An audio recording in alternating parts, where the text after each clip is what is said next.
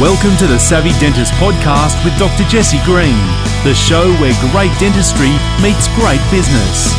Listen in each week as we bring you an inspiring person who will share their story, ideas and business techniques to help you create a practice and a life you love. And now introducing your host, Dr. Jesse Green. Hello everyone, it's Jesse Green here. Welcome back to SavvyDentist.com and to the Savvy Dentist podcast. It's terrific to have your company for another episode of the show. Now today I'm joined by a very special guest. I'm speaking to the one, the only Professor Ramesh Balasubramaniam, who is the head of Perth Oral Medicine, and he's well known in WA as being the leading oral med specialist over there, but is also known as the trainer of the next generation of oral med specialists. What's really interesting in this podcast is how we get to explore the three big facets of his professional life. There's his academic life, there's his practice life, and then he's got this absolutely wonderful business called PerioGold. This product is developed called PerioGold, and how he's been able to commercialize science and turn that into a therapeutic product that is absolutely going to change the way that we treat our patients. And I'm really excited to share that with you because I think there's so many business lessons that come out of this. There's so many life lessons that come out of this. And what I'm really impressed about Ramesh about is that he's driven to impact the world. He's driven to improve people's lives. And you can see the passion in him. You can hear the passion in his voice, and listening to how he's been able to juggle and to balance and to make this ecosystem of these three elements of his life, come together in harmony. He's been able to, create a wonderful life for himself, create a wonderful career for himself, and to create a wonderful impact beyond himself as well. So I really hope you enjoy this podcast with Ramesh. He is one of nature's gentlemen. He's smart, he's kind, he's just an all-round good fella, and I hope you enjoy this podcast because there is tons and tons of gold coming from it. Here's Ramesh. Hey Ramesh, welcome to the podcast. How's things in Perth, mate? Good, Jesse. Thank you for having me. Mate, it's an absolute pleasure. I've been looking forward to this podcast for quite a while. Everyone knows you as Professor Ramesh, the oral medicine guru from WA. But there's a whole backstory, mate, as to how you became involved in oral medicine, how you got involved in academia. So can you just take us right back when? Did you always know you wanted to get into dentistry? Well, Jesse, I sat next to a guy at school who was equally lost, I guess, going through year 12. And I asked him, so what are you going to do next year? He goes, I've just seen this thing about dentistry. Apparently, if you do a year of science, but it's really hard to get in. And get in, it's got fantastic job prospects. And he goes, what do you think? Do you reckon you do dentistry? I said, dentistry? I never thought of it. Man, I'll just go. And so I went off and observed a family friend who was a dentist, and how it worked out is he didn't get in, and I became a dentist. Oh, wow. Yeah, which is interesting. We still keep in touch. So that's essentially how dentistry landed on my lap. There's no mentor that that inspired me to remove enamel, and there was no odontoplasty god out there that that eventually sort of forged a path. But so it's pretty much just a chat with a mate who was equally mischievous at school. Now, mate, you go and do dentistry. Did you always think that oral medicine is going to be your path, or did you kind of come to that later? It's not a common specialty compared to some of the others. You understand the concept of diagnosis by exclusion, right? So I'm sitting in the third year lecture, I'm going, this is not happening. This is very boring, this pediatric dentistry stuff, and I'm not enjoying the wire bending. I don't like foggy mirrors. I'm going to be in trouble here. I got to figure something out. And then obviously there were lectures around temporomandibular disorders, and then the area was so vague, and there was a lot of controversy. People had different opinions, and I said, you know what, this is a thinking sport. I like this. Less hands, more thinking, and I think this might be the way to go. And so by fourth year, I decided that I wasn't going to be a general dentist for long. But, as you know, to specialize, you'd have to do your time in general dentistry. So I did do a couple of years before heading off to the US. And you went to Penn, right? Yeah, initially I went to the University of Kentucky, and Professor Jeffrey Okerson, who So he's, as you know, one of the world's experts in temperamental disorders. So I spent 3 years in Kentucky, and what was interesting is during my time away, oral medicine became a specialty in Australia. And a colleague who's also a well-renowned facial pain expert by the name of Chuck Green took me aside and said, you know what, you better go on and specialize in oral medicine, because when you head home after all this training, you'd hate not being recognized as a specialist. And I thought, you know what, that's sound advice. And so I got in touch with my folks who knew, because they assume I was come back after 3 years and studying in the US, and not cheap, but it was supportive. I did put myself through, but they said, you know what, if there's a shortfall, we'll try and support you. So I went on to do an extra 2 years at the University of Pennsylvania, and that's where I ended up with my training in oral medicine. Wow. Okay. So you go to the States, 5 years all up, you mix with some of the leaders of the field, Okerson and others, names that we see on textbooks but probably don't get to meet, but you actually get to meet the people behind the textbooks. How was that experience? Unbelievable. I mean, it was unbelievable. I guess I consider my time in the US as a very fortunate time. I spent time with Donald Falaise, who wrote the textbook on dental management of the medically compromised patient. Then at Penn, I spent time with Professor Martin Greenberg, who authored Burkett's Oral Medicine. Just world leaders. As a result, I actually had an opportunity to stay on in the US, but Perth is a wonderful place, Jesse.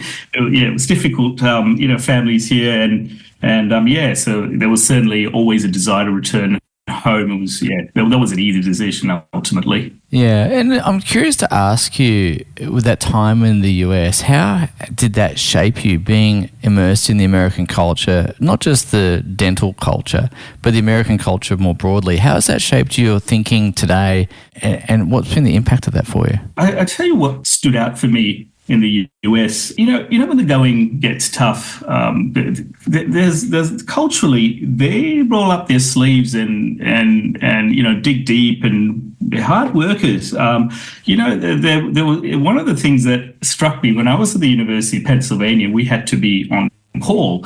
So, as part of your oral medicine training, you would support the oral maxillofacial surgery department by being on call with one of their what they call senior residents, and a standard week where they considered you to be overworked would be 80 hours. Yeah. Now, I remember filling out these surveys, and I thought it was quite funny that they wanted us to fill out these surveys because, obviously, there've been some issues around poor young residents dozing off, driving home after, literally being in clinic all day, being on call the next day all day, and then going back to clinic, have not slept for, what was like 36 plus hours. Yeah. I think that just wouldn't happen in Australia. But so, and that builds resilience. I'm not condoning, that sort of work ethic. But what it does do is builds resilience. You kind of have to do it pretty tough. I thought that's something that I took away from the Americans. It did at least at the time, sort of came in and said, wow, this is a new definition of hard work. Yeah, it's really interesting. There's lots of things I love about America and Americans, and one of them is their work ethic. They really do, as you say, roll their sleeves up and get the job done. And one of the things I also really like about Americans is they celebrate success. I think a little better than Australians. We've got the tall poppy thing here, and that doesn't seem to be so prevalent there. No. People are proud to stand on stage and actually celebrate their own success. There's no, they truly believe they've done the hard work and they've been awarded something, and they'll say, do you know that I received this? And there was no shame in that. In fact, others around would say, wow. Yeah. Wow, you do that rather than, oh, is he talking about himself? Is this about him? But rather that there's almost in culturally they'll say, wow, we should actually join him, acknowledge this man or this lady because they've just done something really special. I did pick that up. There's a lot of that. There's a lot of they're heroes. I think the culture is built around heroes. I guess Hollywood feeds into that as well. So and it works. Within that framework, it works because you celebrate success, and failure is just another opportunity for success. Yeah, I love it. I really appreciate the way they do that. And I'm curious to ask, you came back to Australia, so you've done your 5 years at Kentucky, then at Pennsylvania, and then you've come back, you've registered as a specialist, presumably, and you've entered specialty practice.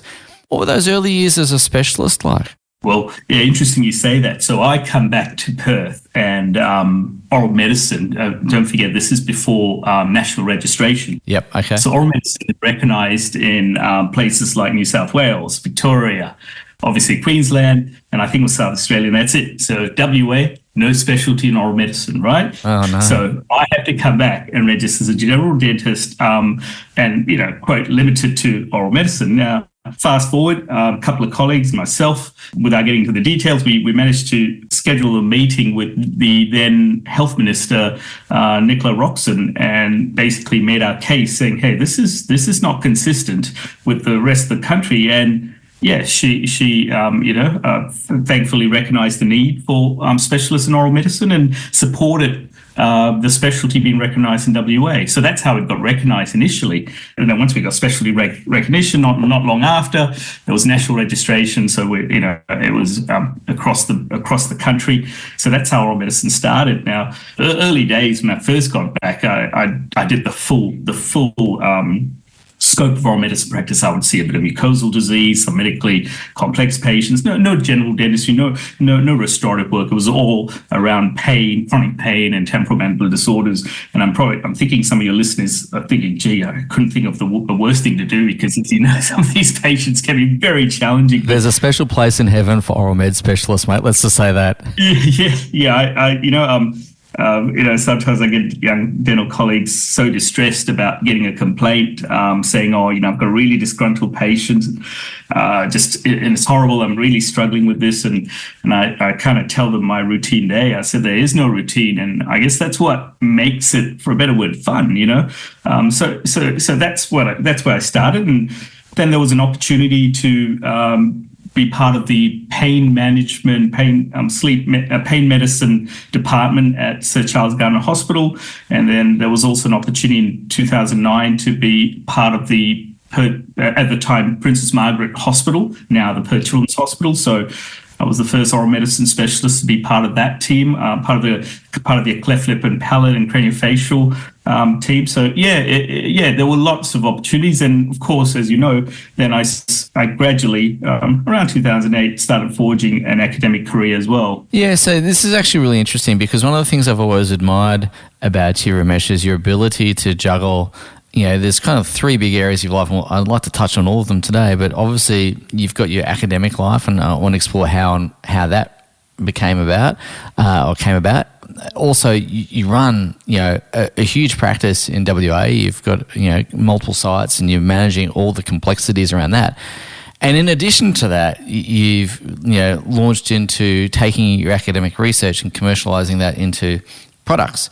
And so I'm really interested to understand that intersection and how and why that came about. And we'll touch on all three of those things. And you've introduced academic life right now. So how did you find your way into academia? I know that you've trained and taught lots of the dentists in WA for lots of years. I know you've been involved in specialty training of your colleagues over there. How did all that come about? Yeah, I think the academia as a career is a natural progression that evolves from curiosity, really. One of the challenges in oral medicine, I think that's probably true for all of dentistry, all of medicine, basically every aspect in life now, is this significant barrage of information out there. I mean, it's so challenging to keep abreast of everything that's new technology. I mean, obviously AI is the buzzword now, and it was AI a year ago.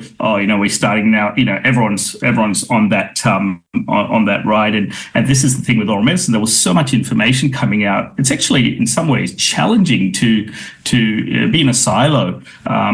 Be a single practitioner silo and be at your best. What academia did for me is obviously there's the bit there's all the teaching of dental students. I mean, you do some lectures and you run tutorials and mark exams, and people have this idea this is academia.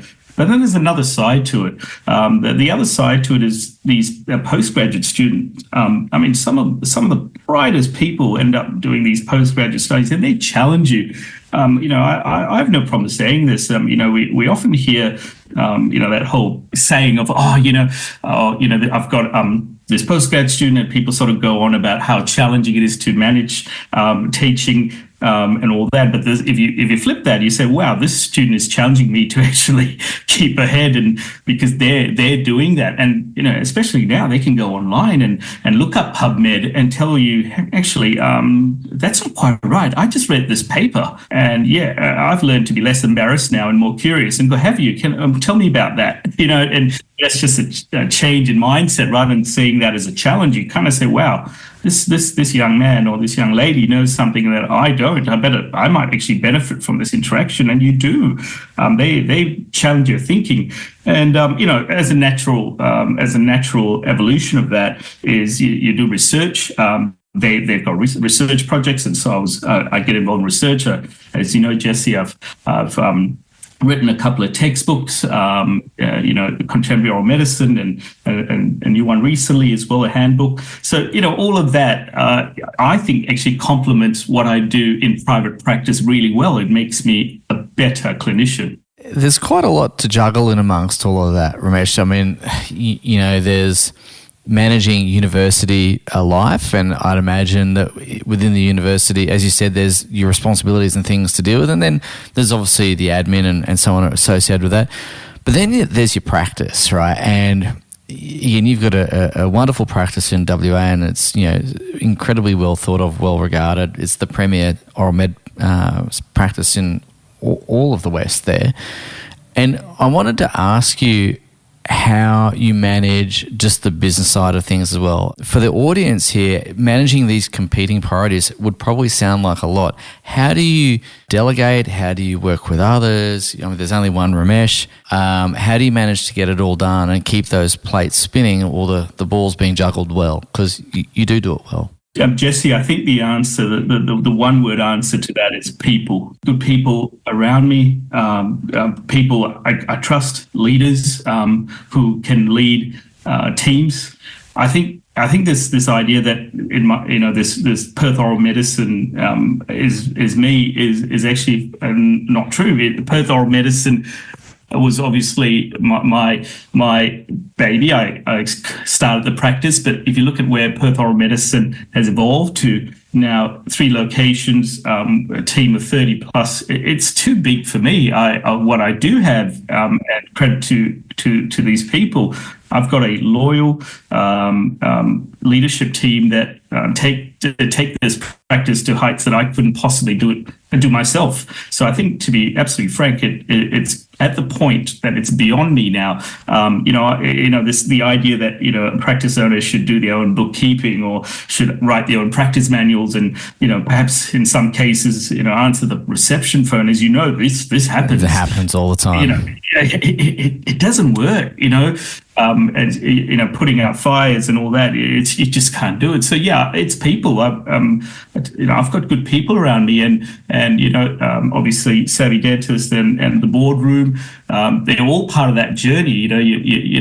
Let's be honest. It's not all smooth sailing. There will be mini crises, and with time it'll pass. And then everyone talks about how fantastic your practice is, forgetting, hey, there was that issue, and you go through these bumps. But but if you take a back step and look at what I consider now a successful practice, it wasn't always successful. That, and now we've got it to a point where something I'm very proud of.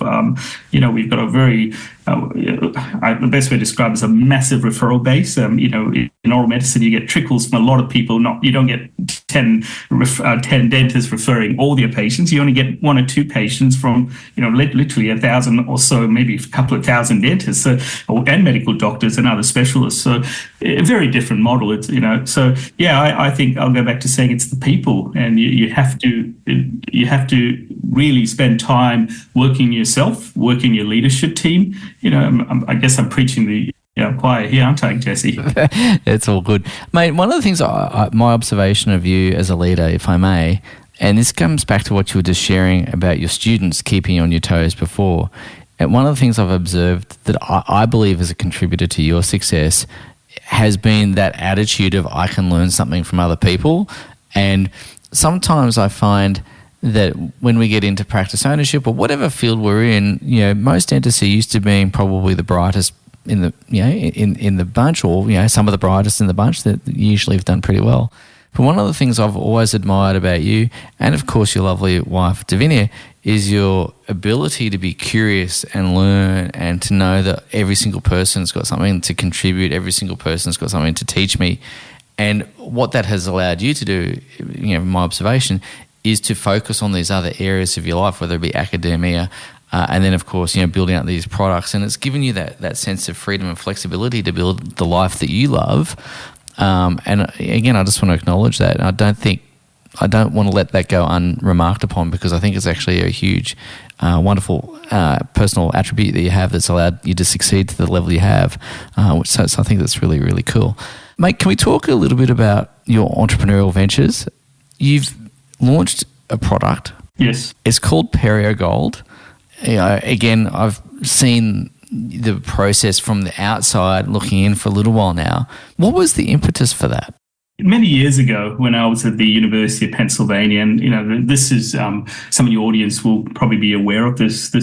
We got one of my professors at the time, Thomas Solicito, asked me whether I'd be willing to be involved at looking at this mouthwash that was made out of curcumin. Now, one of the biggest issues with this particular mouthwash was if you ever put curcumin in saline and you let it settle, it literally settles to the bottom of that jar. It just doesn't mix.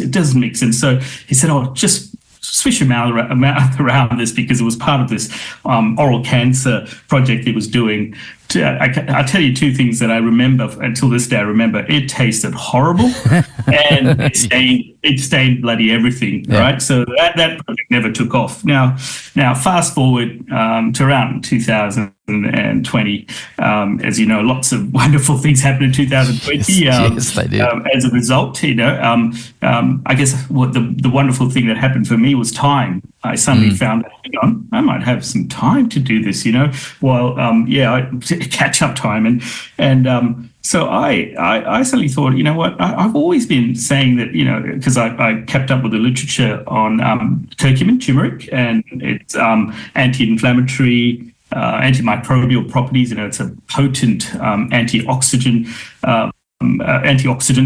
So then I turned to my lab partner. So I had a dental laboratory at the time, and the dental laboratory was being managed by this really smart dental technician by the name of Brett Chalklett. Now, Brett's one of these guys, right? He can, if I throw an idea out, he'll figure it out. He's just a really, some people got that brain, right? They can kind of go, let's try and figure this out. He's smart guy.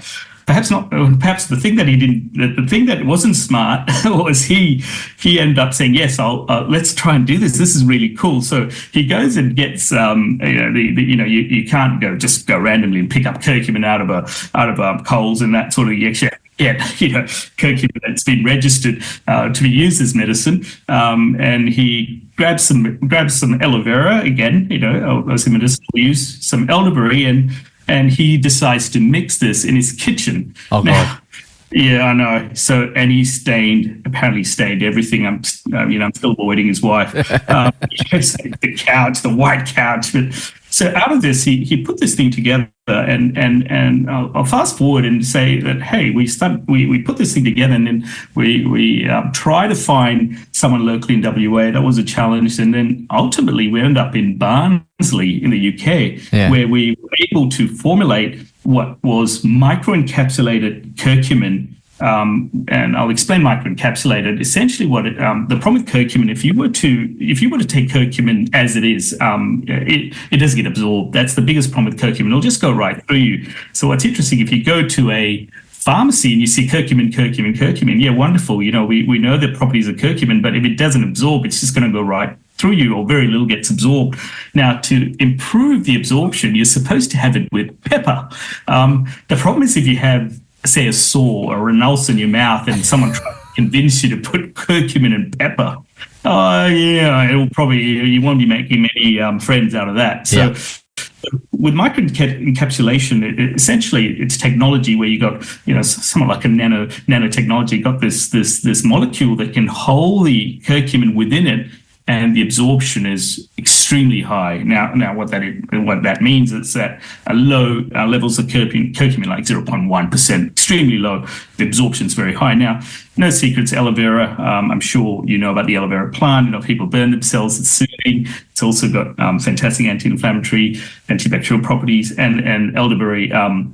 Often found in kids' cough mixtures and that sort of thing. Again, a known antiviral immune booster, and it also contains xylitol. So now about a year, slightly over a year, we've started manufacturing PerioGold gel, and it is available in some pharmacies around the country. And we've got a series of products coming. There's a spot treatment. There's also a spray. So it's been amazing. I mean, what's most amazing about this is the fact that we were able to conduct independent studies. By the way, a couple of studies out of UWA, where my colleague was able to show that it works. So that's something that interestingly enough, there's a lot of products out there that we use routinely in dentistry with not a single study, but unless you don't know. So that was really nice, and so it's been a lot of fun.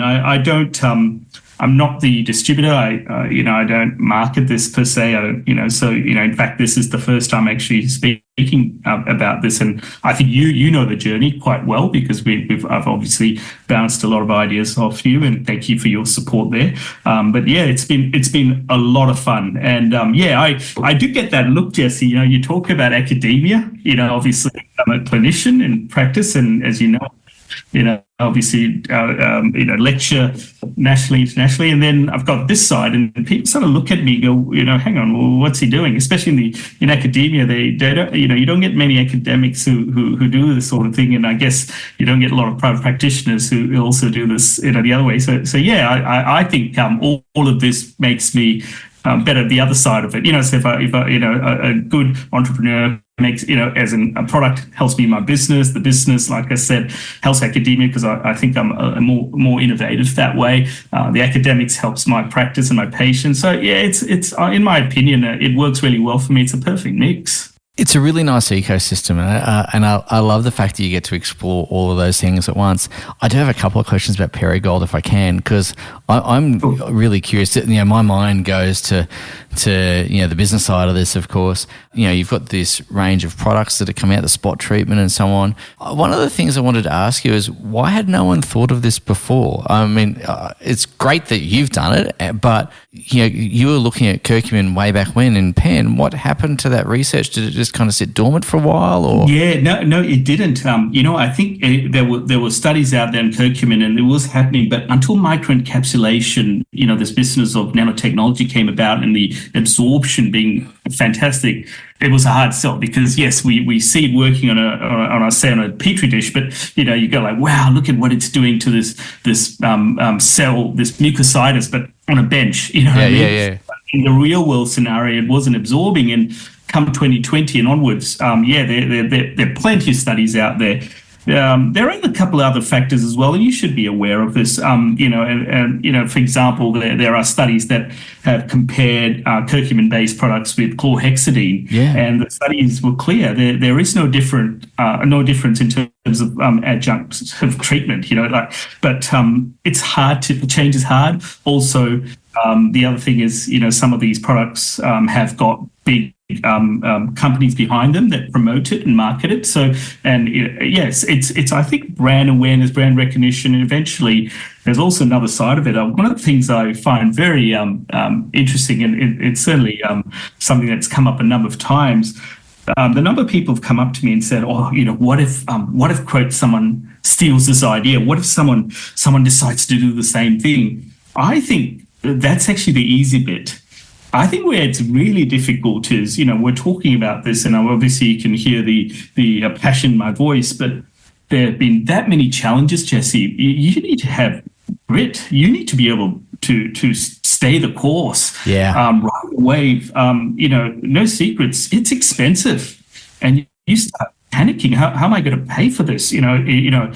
I won't say it, but it costs a lot of money to do this. And there many of the day where you think, oh, gee, should I just drop this? Is this just all too big? So I think that's the bigger challenge. Lots of people have got lots of great ideas. They don't take off or they might take off only to simmer away. And that's because the challenges of, I guess, what I call life gets, things happen personally, professionally, and you've got the staying power. That's most of the battle. What's the future hold for it? How do people get hold of it? There's people listening to this who are going, well, this sounds like an amazing product. How do we get our hands on it? How do we give it to our patients? How do we roll it out? How do we take advantage of its therapeutic benefits? Yes, so the current PerioGold gel is available at pharmacies, and you can go online and you'll find PerioGold. It's on PerioGold.com, and you'll be able to get your hands on it. How we have seen this as we see it rolling out is because it's a potent and anti-inflammatory, and it's got these therapeutic benefits, in the individual ingredients, and of course I mentioned those studies.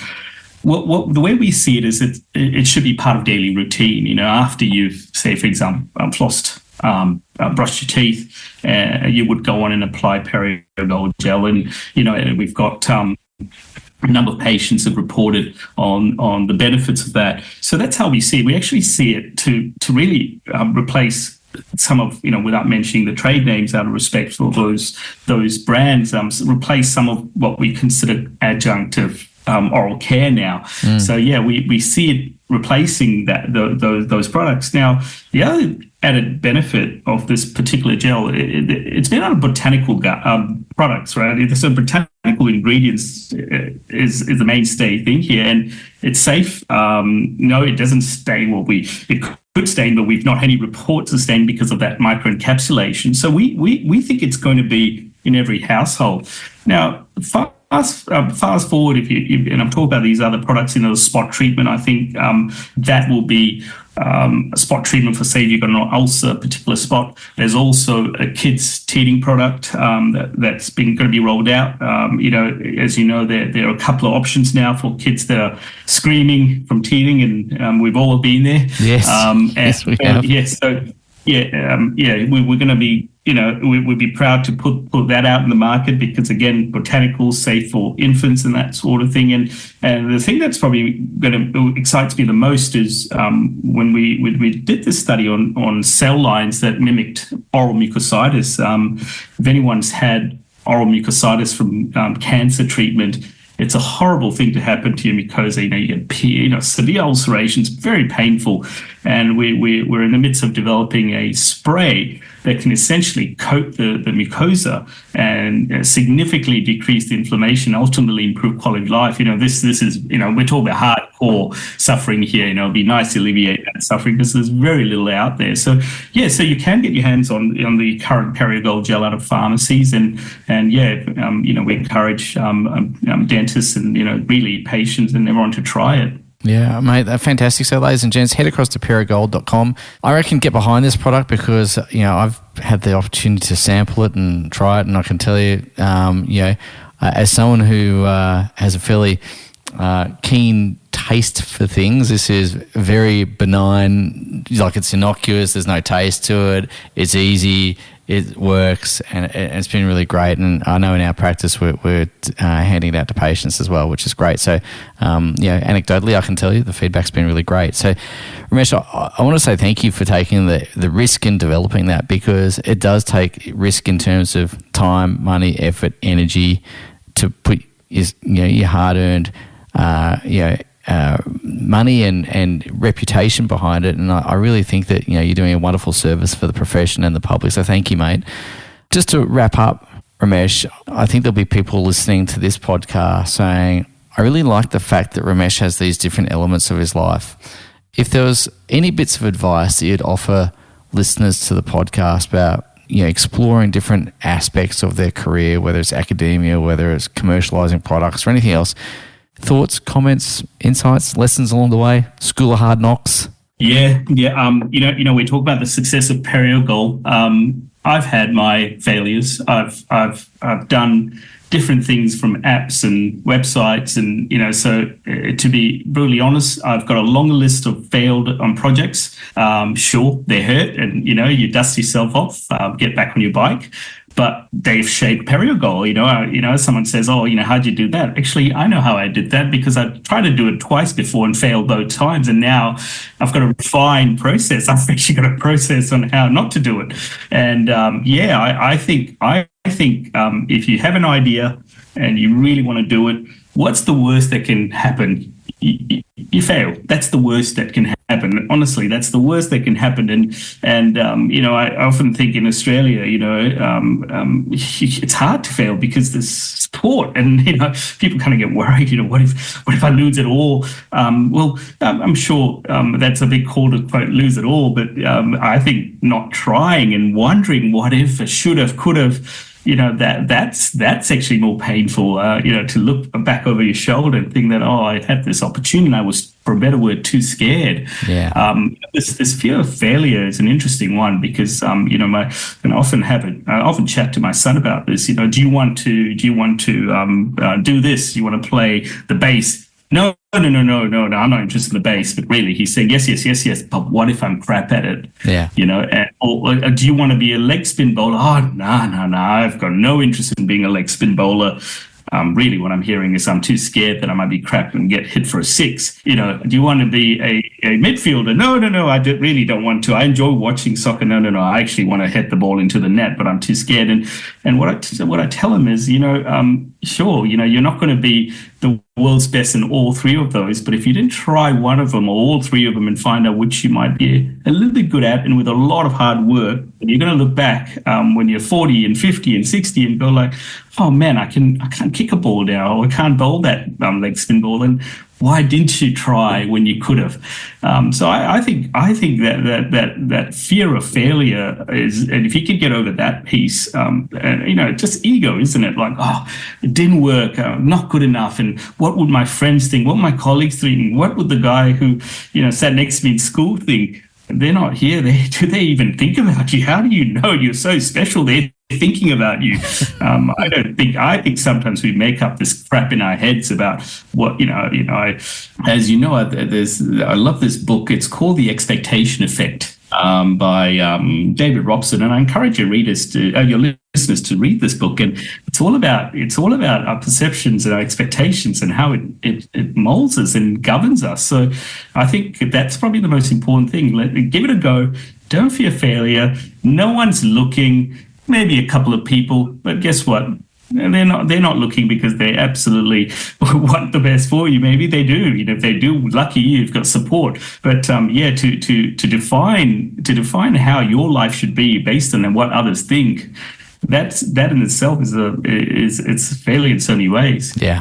Oh, mate, ladies and gents, I'd just encourage you to rewind and maybe the last 90 seconds or 2 minutes there and have a listen, because I think really what Ramesh has given you is the kind of the blueprint to success. And I think that there's so much wisdom in all of that, in that last couple of minutes, and of course the whole podcast as well, the story, the experiences, the intersection, and of course that bit about getting it done is critical. Ramesh, mate, you've been an incredibly generous guest today. I'm really excited for you. Your practice is thriving, your academic life is thriving, your PerioGold is thriving and reaching more people and having an impact in the world, which I know is very important to you to make a positive difference in people's lives. So again, I just want to take a moment to acknowledge and salute you for all that you've achieved, and also just to thank you for taking the time to come and share it with us today. I'm really grateful, mate. Jesse, thank you for the invitation to be on your podcast. The words are out there. This is the number one podcast in the country for good reason.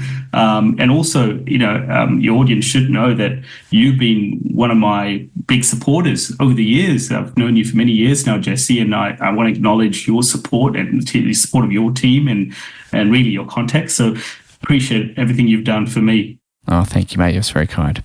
All right, well, let's catch up soon. Thank you, Jesse. All the best. Thank you for listening to the Savvy Dentist podcast. For more episodes, go to drjessegreen.com/savvydentist. And to discover how to build a high-performance dental practice, visit drjessegreen.com and download the free report.